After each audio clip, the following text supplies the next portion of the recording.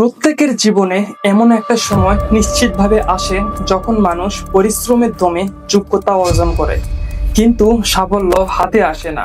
এমনই কিছু ঘটছিল ইন্ডিয়ান 360-র ক্ষেত্রে, অর্থাৎ সূর্যকুমার যাদবের জীবনে। মুম্বাইয়ের সাধারণ রাস্তাঘাট থেকে ক্রিকেট ক্যারিয়ার শুরু করা একটি সাধারণ ছেলে যখন প্রথমবার ব্যাট হাতে নেয়, তখনই সে একটি স্বপ্ন দেখে ফেলেছিল। সে স্বপ্ন দেখেছিল তার দেশ, তার মাটির হয়ে খেলা। এই স্বপ্ন দেখা যতটা সহজ, তাকে বাস্তবে রূপ দেওয়া তার চেয়ে অনেক অনেক কঠিন। কারণ ভারত একটি বিশাল দেশ, যেখানে 125 কোটি মানুষ বাস করে। এখানে কোটি কোটি মানুষ ক্রিকেট খেলে এবং কোটি কোটি মানুষ ক্রিকেটার হতে চায়, কিন্তু সেই কোটি মানুষের মধ্যে থেকে 11 জনের দলে জায়গা করে নেওয়া অত্যন্ত কঠিন। কারণ ভারতের প্রতিটি ঘরে আপনি রোহিত, বিরাট, সচিন, ধোনির মতো খেলোয়াড় পেয়ে যাবেন, কিন্তু স্বপ্নের জগতে চ্যাম্পিয়ন সেই হয় যে পরিস্থিতির কাছে হার না মানে। আর এই ছোট্ট স্বপ্ন দিয়েই শুরু হয় সেই ছেলেটার গল্প। ধীরে ধীরে সে ক্রিকেট খেলা শুরু করে, প্রথমে ক্লাবের হয়ে, তারপর মুম্বাইয়ের হয়ে। এখন সে মুম্বাইয়ের প্রতিনিধিত্ব করতে শুরু করে। জীবনের 20 বছর কেটে যায়। এবার সময় এসেছে যখন সূর্যকে উজ্জ্বল হতে হবে। 2011 সালে সূর্য প্রথমবার রোহিত শর্মার সঙ্গে দেখা করে।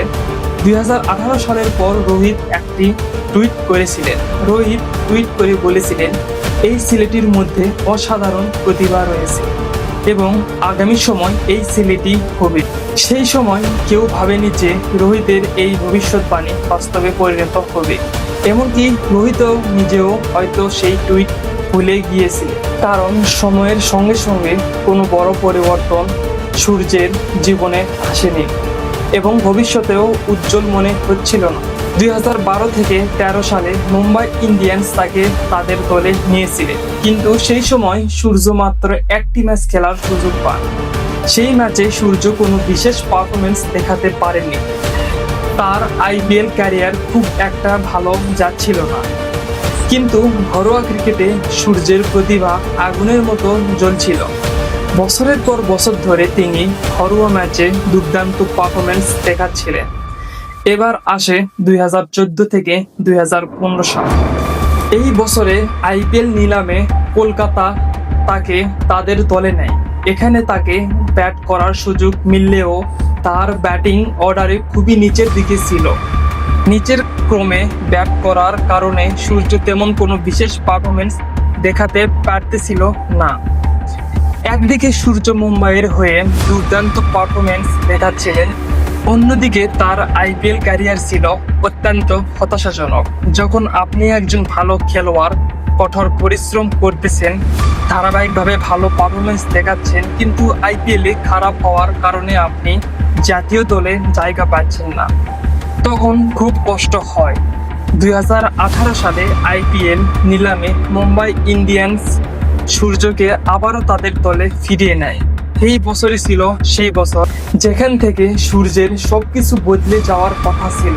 এখানে মাহেলা জয়াবর্ধনের সঙ্গে মিলে সূর্য তার ব্যাটিংয়ের উপর কাজ করেন। প্রথম 2 ম্যাচে সুযোগ না পেলেও তৃতীয় ম্যাচে সুযোগ পেয়ে সূর্য তার ব্যাটিংয়ের দক্ষতা দেখান। এই সুযোগের পর সূর্য তার পেছনে ফিরে তাকাননি। 2018 সালে সূর্য 512 রান করে মুম্বাইয়ের হয়ে সর্বাধিক রান সংগ্রহ হন। এই পারফরমেন্সের পরেও যদি সিলেক্টররা সূর্যকে নজরে রাখতেন, তাহলে বলা যেত যে সূর্যের সঙ্গে কোনো অন্যায় হয়নি। কিন্তু এই দুর্দান্ত পারফরমেন্সের পরও সূর্য ভারতীয় দলে জায়গা পাননি। 10 বছর কেটে গেল, সূর্যের পারফরমেন্স আরও উন্নতি হচ্ছিল, কিন্তু সিলেক্টররা তাকে সম্পূর্ণভাবে উপেক্ষা করেছিলেন। একদিকে সে দুর্দান্ত থেকে দুর্দান্ত ইনিংস খেলছিল, অন্যদিকে সিলেক্টররা তাকে উপেক্ষা করেছিল। 2020 সালে আইপিএল এর সময় আবারও জাতীয় দলের অস্ট্রেলিয়া সফরের জন্য দল নির্বাচন হচ্ছিল। এই বছরও সূর্যের জন্য দুর্দান্ত ছিল, কিন্তু সিলেক্টররা আবারও তাকে উপেক্ষা করে। এই উপেক্ষা থেকে এটা স্পষ্ট হয়ে গিয়েছিল যে সূর্যের জন্য ভারতীয় দলের দরজা বন্ধ হয়ে গেছে। কারণ গত কয়েক বছর ধরে সূর্যের সঙ্গে যা হচ্ছিল তা দেখে পুরো বিশ্ব সূর্যের সমর্থনে এগিয়ে এসেছিল। সোশ্যাল মিডিয়া হ্যাশট্যাগ ট্রেন্ড করতে শুরু করেছিল। বিসিসিআই এবং বিরাট কোহলিকেও ট্রোল করা হচ্ছিল। চারিদিকে শুধু সূর্য আর সূর্য, কিন্তু সিলেক্টররা কোনো পদক্ষেপ নিচ্ছিলেন না। তখনই একটি ম্যাচের সময় বিরাট সূর্যকে উত্ত্যক্ত করেন। পরিস্থিতি এতটাই ভয়াবহ হয়ে গিয়েছিল যে সাধারণ কেউ হলে বিরাটের সঙ্গে ঝগড়ায় জড়িয়ে পড়ত, কিন্তু সূর্য কিছুই করেনি। শান্ত থেকে তিনি মুম্বাই ইন্ডিয়ান্সকে এমন একটি ম্যাচ জিতিয়েছিলেন যেখানে মুম্বাই প্রায় হেরে গিয়েছিল। একটি হারা ম্যাচ সূর্য একাই জিতিয়েছিলেন। সেই ইনিংসের সময় তার প্রতিক্রিয়া এমন ছিল যেন তিনি বলেছিলেন, তুমি দেখো বা না দেখো, আমি আছি। তুমি শোনো বা না শোনো, আমার পারফরমেন্স আছে। সেদিন সূর্যের চোখ বেদনা স্পষ্ট দেখা যাচ্ছিল। তার চোখ দেখে বোঝা যাচ্ছিল যে এই মানুষটি কতটা কষ্টের মধ্যে দিয়ে যাচ্ছে। তার মধ্যে রান করার আগুন ছিল, কিছু করে দেখানোর আগুন ছিল। সূর্যের সেই পারফরমেন্স দেখে বড় বড় ক্রিকেটারদের হৃদয় কেঁপে উঠছিল। অবশেষে 2021 সালে এলো সেই মুহূর্ত যখন সূর্যের ভারতীয় দলে নির্বাচন হলো। প্রথম দুটি ম্যাচ তিনি দলে জায়গা পাননি, কিন্তু যখন তিনি ভারতীয় দলে জায়গা পেলেন তখন তার আন্তর্জাতিক ক্যারিয়ারের প্রথম ম্যাচের প্রথম বলেই ছক্কা মেরে তিনি বিশ্বকে জানিয়ে দিলেন যে তার মধ্যে সেই আগুন এখনো জ্বলছে। বিসিসিআই সূর্যের জীবনের 10 বছর সময় নষ্ট করেছে, নইলে এই ব্যাটসম্যান ভারতীয় দলকে আরও নতুন উচ্চতায় নিয়ে যেতে পারতেন। কিন্তু যখনই সুযোগ পেয়েছেন এই মানুষটি দুর্দান্ত পারফরমেন্স দেখিয়েছেন।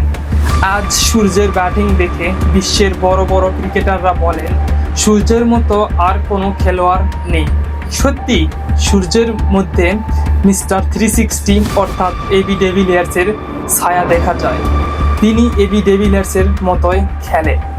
আজ সূর্য টি-20তে বিশ্বের 1 নম্বর ব্যাটসম্যান এবং একমাত্র এমন ব্যাটসম্যান যিনি 170-এর বেশি স্ট্রাইক রেটে খেলে।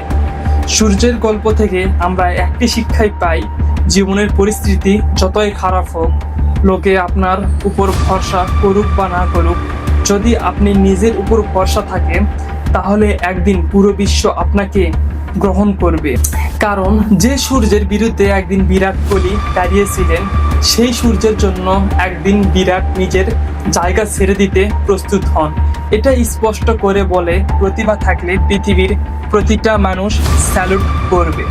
যদি আপনি আমাদের কন্টেন্ট ক্রিকেটারদের জীবনী বা ম্যাচ ডকুমেন্টারি শুনতে চান তাহলে আমাদের চ্যানেলটি সাবস্ক্রাইব করুন এবং ভিডিওটি ভালো লাগলে অবশ্যই লাইক করুন। পরবর্তীতে কার বিষয় দেখতে চান অবশ্যই কমেন্টে আপনাদের মতামত জানাবেন। সবাইকে ধন্যবাদ। আসসালামু আলাইকুম।